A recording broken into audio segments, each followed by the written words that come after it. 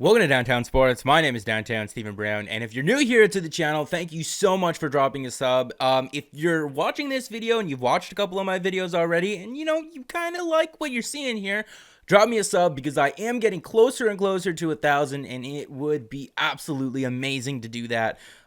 Maybe before the summer? And of course, time codes are in the description of this video. So yesterday, Andrew Pillock Hockey, or Andrew Pillock, however you know him as, him and I were on a stream last night on his channel, and I'll link that atop the stream if you wanted to check that out. And we built a team very, very similar to this. The personnel on the team here are exactly the same. I just played around with a couple of the dollar amounts, and you're going to notice the $1 million or the negative $1.1 million in cap space in the top corner there. And you're going to notice that there's an extra defenseman there. Because as more conversations and reports of Mikko Lehtonen are coming out, we've actually heard that he's quite comfortable playing on the right side. When he played in the SHL the year prior to this one, he actually spent the entire season on the right side, and he's quoted saying that he can do both. He doesn't have a preference, and he's comfortable with it either way. And we also know that Travis Dermott, from his days with the Erie Otters of the OHL and even playing for the Toronto Marlies, he played on the right side as well. I don't think that he's done it too much at the NHL level.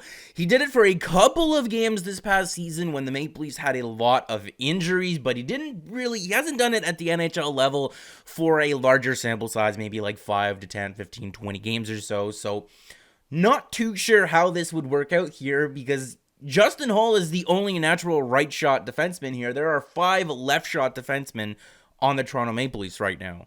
And I think that the conversation of left shooting defenseman, right shooting defenseman, I think that the conversation gets overblown, the importance of it. Yes, sometimes it's hard to make plays on your backhand, and I understand, yes, ideally you would have just 3 left shot, 3 right shots, but it's not always like that. I think I would rather have the higher skilled player playing and just trust him to make the play on his backhand rather than someone that's a lesser skilled just because they have the proper handedness. I mean, this is not a knock on Ron Hainsey by any means, but we saw Ron Hainsey do it for 3 whole seasons here in Toronto.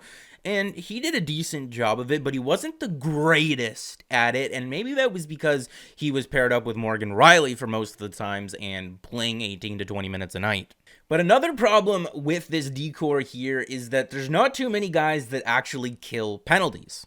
And this is how the Maple Leafs decided to distribute their penalty kill minutes to their defenders this past season. Cody Ceci not going to be with the Leafs next season, so their leading guy in terms of shorthanded time on ice here, even playing significantly less games than Justin Holl, is not going to be on the team next year. Now, you can argue about the quality of player Cody Ceci was, but the amount of minutes that he ate up for them is going to have to be replaced. That's an important thing. He did eat up a lot of minutes for them. Justin Holl and Jake Muzzin are going to be there next season, and that's great. Those are 2 players that they can rely upon in terms of the penalty kill, but Morgan Rielly there, 93 minutes. I don't think that that's exactly ideal for him. You want him playing more minutes 5-on-5 and on the power play, and because the Maple Leafs had Tyson Barrie this season and he was playing on the top power play unit, I guess Morgan Rielly got some extra time on the penalty kill, especially when guys were injured. But Travis Dermott there at 64 minutes is really important because if we look past the last 3 seasons for Travis Dermott, we're going to see 64 minutes of it was from this past season. That means only 80 minutes spread throughout the 2 seasons prior. And as we can see, a full-time penalty killer on the Toronto Maple Leafs, like Cody Ceci, logged over 160 minutes. So someone on the top unit is logging 160 minutes. Travis Dermott logging 80 minutes over those 2 seasons. Not really a guy that I would call him a penalty killer. Most likely someone that filled in when one of their penalty killers took a penalty or there was an injury in the lineup. And I mean, if we go back and look at this past season, we're going to see Rasmus Sandin 7 minutes and 29 seconds on the penalty kill in 28 games for the Maple Leafs. Not exactly one of their full-time guys, and I wouldn't necessarily entrust him with the penalty kill at his age specifically. And if we take a look at what the Maple Leafs blue line could look like next season without adding someone else in there, Jake Muzzin and Justin Holl and Morgan Rielly cannot kill all those penalties alone. Maybe Travis Dermott. Travis Dermott might not even be there, right? Because a lot of people just want to say, well, goodbye to Travis Dermott, trade him, and then add in a guy like Dylan DeMello. It doesn't have to be specifically him, and Dylan DeMello would be able to handle the bulk of the penalty killing there, and you're going to see the cap space balanced out in the top corner. Dunzos, right? But not necessarily the case. I'm of the idea that the Toronto Maple Leafs should try to build as much depth as possible, and if we're taking a look at this season, you'd know the importance of that because you'd understand the amount of injuries that they had to overcome this year, and they obviously did not have enough depth, and you don't want injuries to derail your season. So I don't necessarily know if I'm comfortable with just trading Travis Dermott out of this equation and just saying, Dunzos, the blue line is fixed, because there's not a whole lot of depth here afterwards. And I'm going to display on the screen in a second here Rasmus Sandin's game log from this past season. And I don't think that it's a hot take to say that if the Toronto Maple Leafs didn't sustain the amount of injuries that they did this season, I don't think that Rasmus Sandin would have been called up, or maybe he would have been called up, but I definitely don't think that he would have went past the 9 games played and they would have burned a year on his ELC. If they could have avoided that, they definitely would have, because the advantages of having him for an extra year on his entry-level deal, especially when that bleeds into needing to re-sign Morgan Rielly, now they're going to be up in the same season, it would have been huge to have him at under 900K still. You know, towards the end of the season here, he was healthy scratched once or twice. He was benched for an entire period one game. He did only play 10 minutes that night against the Tampa Bay Lightning when guys like Cody Ceci did come back from injury.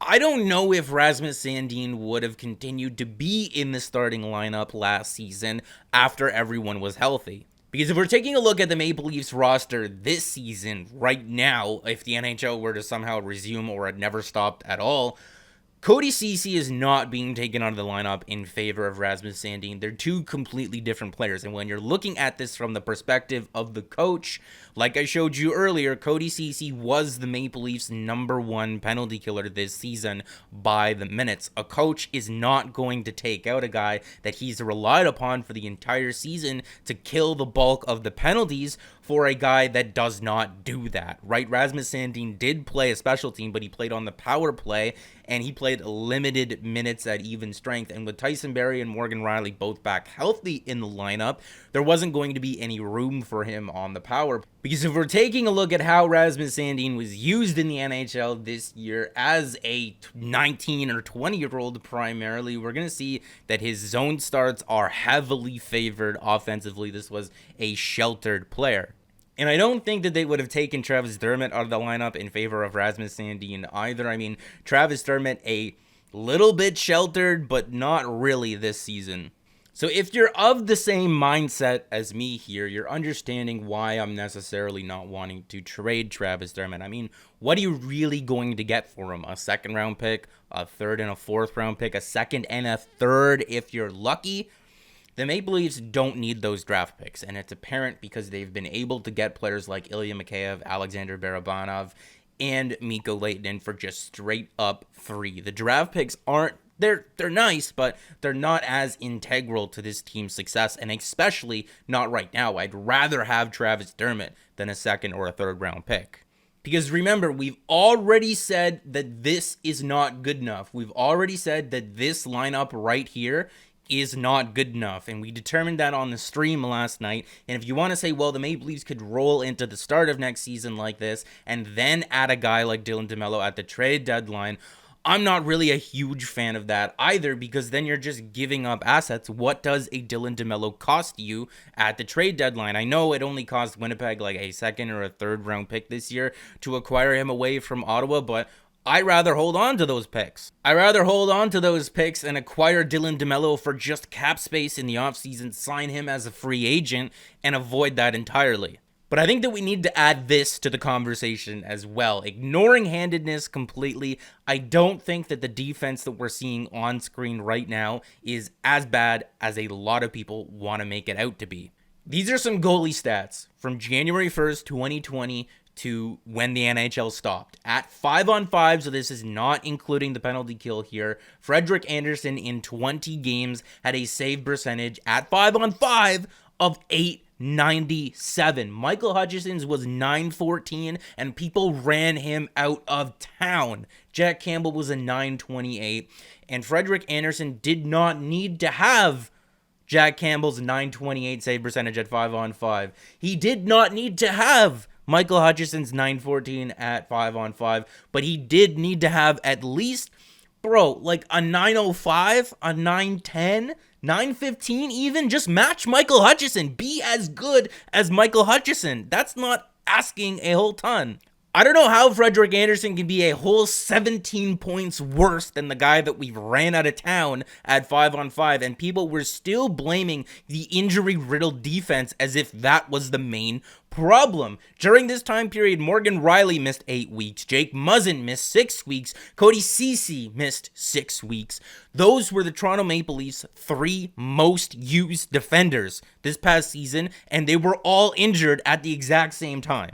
I can understand how that would play a factor into it, but then again, that doesn't answer the question, why was Michael Hutchinson a whole 17 points better, and why was Jack Campbell a whole 31 points higher? Quick maths did that in my head. So I actually think the Maple Leafs wouldn't be that bad off with a decor like this until the trade deadline, but an upgrade would still need to be made. But at that point, you would have a Travis Dermott to use in a trade. You would have Timothy Liljegren to possibly use in a trade. You would have a first-round pick. You could add a substantial defender to this core, and it would be a big-time upgrade. But for the people saying that we need to make this upgrade right now, we need to go out there and start the season with this upgrade, this decor is not good enough to start the season with at all. I do not want to wait till the trade deadline. Yeah, then you're going to have to take out one of Rasmus Sandin or Travis Dermott. And at this point, Travis Dermott is the clear guy to take out of there. And I'm not a huge fan of that because, like I said, you're only going to be getting a second,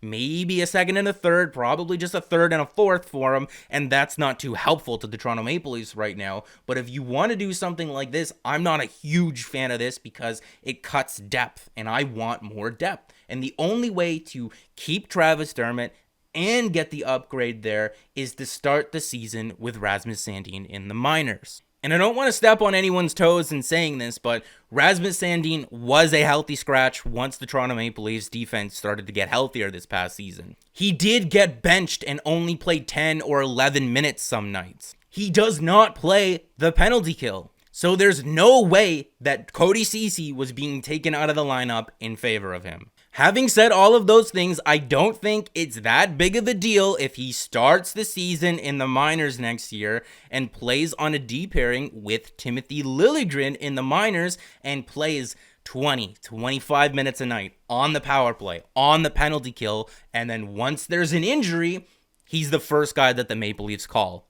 I actually think it's more beneficial to the team if he spends a little bit more time in the minors, plays 20 to 25 minutes a night with the Marlies, plays on the number 1 power play unit, plays on the number 1 penalty kill unit, and then adds that to the Maple Leafs if there's an injury or he's just undeniably that good. Because right now at the NHL level, there is no room for him on the power play if the Maple Leafs continue to play 4 forwards, 1 defenseman on both of their units. Morgan Riley and Mikko Lehtonen are going to run that show. And Rasmus Sandin only has 7 minutes and 29 seconds of experience killing penalties at the NHL level, so I don't necessarily think that it's that great of an idea to just start him off there. Right, this guy's 20 years old, not going to be 21 until the beginning of March. Why does he have to be on the team as a lock to start the season? He's not Cale Makar. He's not Quinn Hughes. Dude had 1 point in his last 16 games in the NHL, and some of you want to put him ahead of Travis Dermott. I mean, Travis Dermott didn't become a full-time Maple Leaf until the 2017-18 season when he was 21 years old,